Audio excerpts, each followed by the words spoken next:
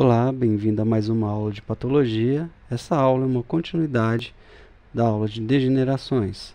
Na aula de hoje, vamos falar sobre outras degenerações associadas ao acúmulo de água e eletrólitos, proteínas ou carboidratos no interior das células. Dentre esses acúmulos, podemos citar o acúmulo de carboidratos, também conhecido como glicogenoses, que é o acúmulo de glicogênio no citoplasma celular. Ele está intimamente relacionado com deficiências genéticas, que conhecemos como síndromes genéticas, que comprometem o metabolismo desse glicogênio ou ao excesso de reabsorção tubular renal de glicose. Esse tipo de comprometimento pode ser observado principalmente em pacientes com hiperglicemia e, consequentemente, hiperglicosúria, onde ocorre uma reabsorção tubular de glicose em excesso e essa glicose começa a se transformar em glicogênio no interior das células do túbulo renal. Como podemos observar essa alteração? Macroscopicamente, ela é pouco evidente. Somente a gente encontra algumas alterações muito mais relacionadas à hipotrofia do tecido. Na histologia, a gente já consegue observar aquele acúmulo de glicogênio no citoplasma das células. Nesse corte histológico, nós temos um fragmento de músculo, onde a gente observa esse acúmulo de glicogênio, e isso mais facilmente observado na coloração de PAS, uma coloração que permite a identificação de carboidratos em um tecido. A gente também tem as mucopolissacaridoses, são outro tipo de carboidratos, ou carboidratos complexos, onde a gente pode observar esse acúmulo desse carboidrato, principalmente em tecidos que produziriam. As mucopolissacaridoses também são síndromes genéticas, e a gente observa isso principalmente em tecido osteomuscular. Outro processo degenerativo que podemos relatar é a degeneração hidrópica, relacionada ao acúmulo de água e eletrólitos no interior da célula, tornando essa célula tumefeita, aumentada de volume. Essa degeneração hidrópica está relacionada a um desequilíbrio das proteínas de membrana celular, principalmente aquelas proteínas que fazem um controle hidroeletrolítico. Normalmente a gente observa essa alteração no comprometimento das proteínas de passagem de sódio e potássio do interior para o exterior da célula.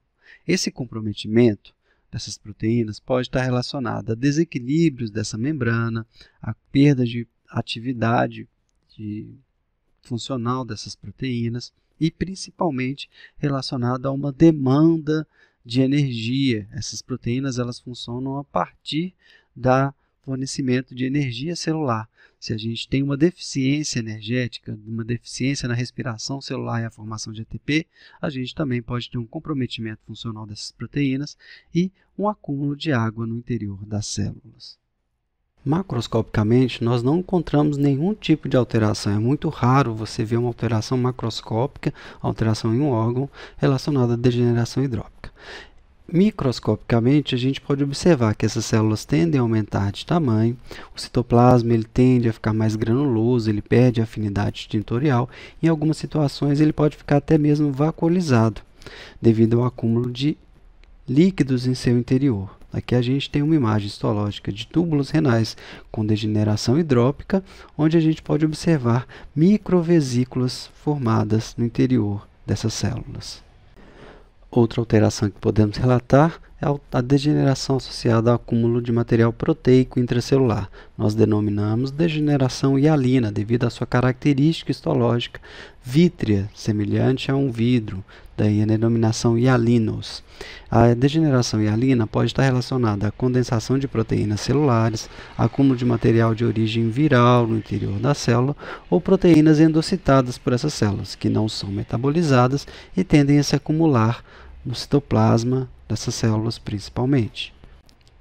O acúmulo dessas proteínas são denominados como corpúsculos, e nós podemos observar em diferentes situações o acúmulo dessas proteínas no interior de algumas células, como o corpúsculo de Mallory, em lesões hepáticas associadas ao etilismo crônico, a degeneração hialina de Zenker associada a miosites chagásicas, corpúsculos de Cushman, Lentz e Negri associadas ao acúmulo de proteínas virais no interior de algumas células, e o corpúsculo de Russell, associado ao acúmulo de imunoglobulinas presentes em platócitos em inflamações crônicas e doenças autoimunes. Cada um desses corpúsculos possui etiopatogêneses distintas, desde comprometimentos de proteínas da própria célula, como no corpúsculo de Mallory, até o engoblamento de proteínas virais presentes no corpúsculo de Kussmann, Lentz e Negri. Aqui nós temos uma exemplificação desses corpúsculos, cortes histológicos de fígado, onde a gente pode observar no interior dessas células, no citoplasma dos hepatócitos, um acúmulo de proteínas com uma coloração mais acidófila, uma coloração mais eosinofílica. Esses acúmulos eles podem estar presentes tanto no citoplasma quanto no núcleo dessas células. Outra alteração degenerativa que depois podemos relatar é a degeneração do tipo mucoide, associada ao acúmulo de material glicoproteico, conhecido também como muco, no interior de algumas células. Esse acúmulo de muco pode estar relacionado a uma hiperprodução de muco, hiperprodução de glicoproteína, muito observada em células mucíparas, essas células presentes em mucosas, e o acúmulo de também muco associado à formação de neoplasias. Algumas neoplasias que são oriundas de células produtoras de muco podem produzir muco e formar esse depósito em seu interior. Esse acúmulo de muco raramente vai levar a um comprometimento. Normalmente ele é consequência de algum comprometimento que a gente pode encontrar em algumas situações.